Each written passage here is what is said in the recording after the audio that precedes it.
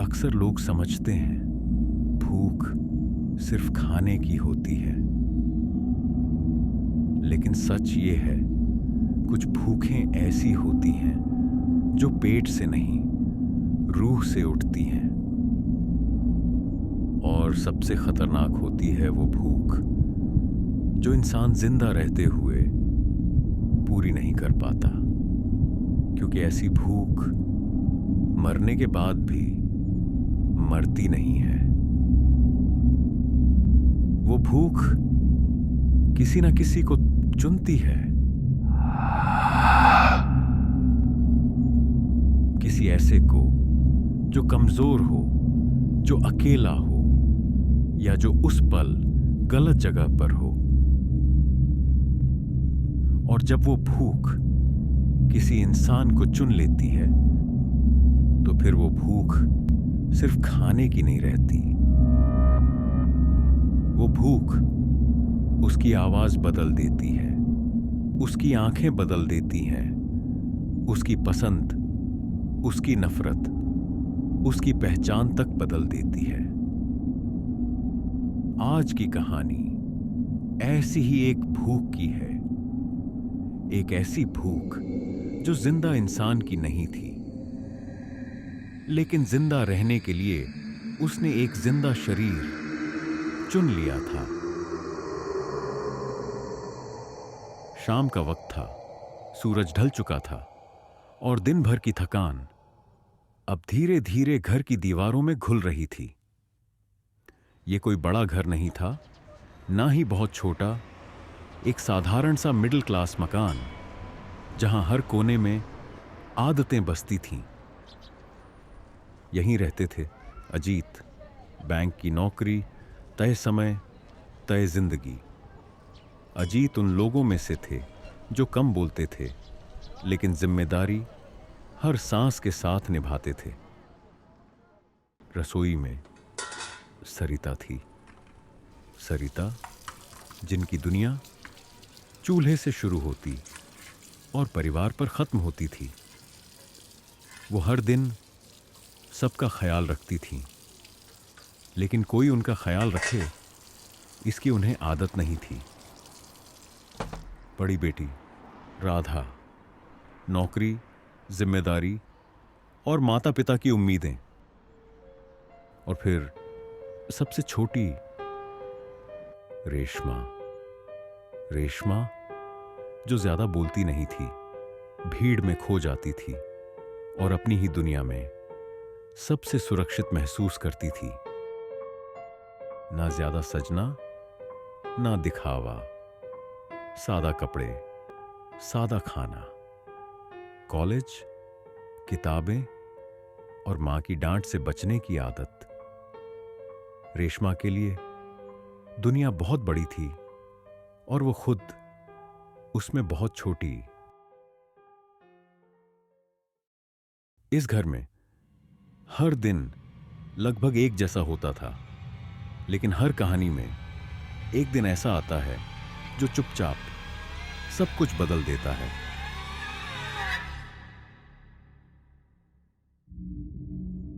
उस दिन रेशमा को एक बर्थडे पार्टी में जाना था और उसे खुद नहीं पता था कि वो पार्टी से अकेली वापस नहीं लौटेगी। उस शाम घर में एक अजीब सी हलचल थी। कोई डर नहीं, कोई बेचैनी नहीं, बस एक साधारण सी तैयारी। रेशमा अपने कमरे में खड़ी थी, अलमारी के सामने कपड़े चुनते हुए, बार बार आईने में खुद को देखती। आज वो वही लड़की नहीं लग रही थी जो हर दिन कॉलेज जाती थी। हल्का सा मेकअप, बस इतना कि चेहरा निखर जाए, बदले नहीं। रेशमा ने लिपस्टिक लगाई और पल भर के लिए मुस्कुराई। फिर उसने परफ्यूम उठाया। कमरे में खुशबू फैल गई। ये खुशबू रेशमा की दुनिया में नई थी, लेकिन खुशबू सिर्फ इंसानों को ही नहीं खींचती। रेशमा, देर हो रही है बेटा। हाँ माँ, बस निकल ही रही हूँ। सरिता ने रेशमा को ऊपर से नीचे देखा। आज वो कुछ अलग लग रही थी। अरे वाह, आज तो बड़ी सुंदर लग रही हो। ज्यादा देर मत करना, और वो रास्ता ध्यान से चुनना। माँ, कुछ नहीं होगा। काश मां की ये चिंता बेवजह होती। रेशमा घर से निकली, स्कूटर पर बैठी और सड़क पर आगे बढ़ गई।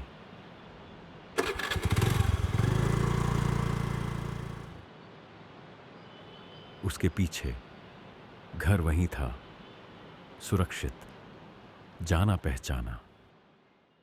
और आगे वो रास्ता जिसे उसने खुद चुना, एक ऐसा रास्ता जहां एक तरफ झाड़ियां थीं और दूसरी तरफ झुग्गियां। कुछ रास्ते हमें जल्दी पहुंचा देते हैं और कुछ रास्ते हमें किसी और तक पहुंचा देते हैं।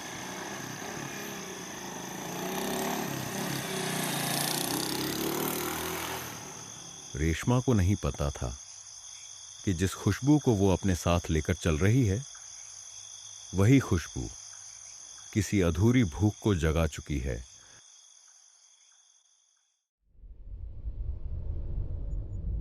रेशमा आगे बढ़ रही थी। स्कूटर की रफ्तार ज्यादा नहीं थी।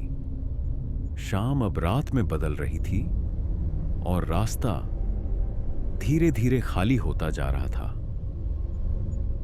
यह वही रास्ता था जिसे रेशमा अक्सर अवॉइड करती थी।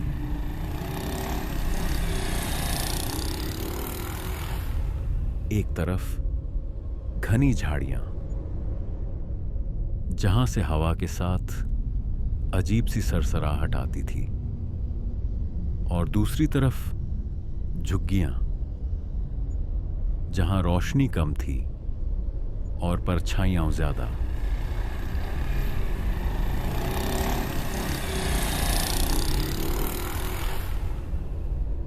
रेशमा ने स्कूटर थोड़ा तेज किया, लेकिन डर की रफ्तार स्कूटर की रफ्तार से तेज थी।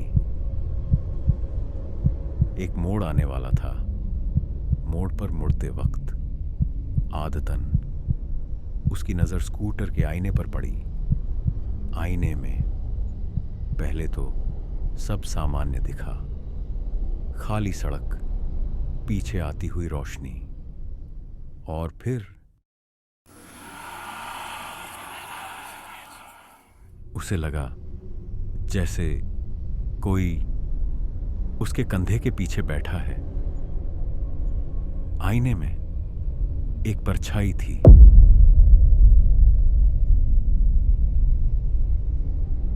चेहरा साफ नहीं, लेकिन आंखें सीधे रेशमा को देख रही थीं। रेशमा चौंक गई, हाथ कांपे, और अगले ही पल सड़क पर रेशमा गिरी पड़ी थी। सिर घूम रहा था और दिल जोर जोर से धड़क रहा था।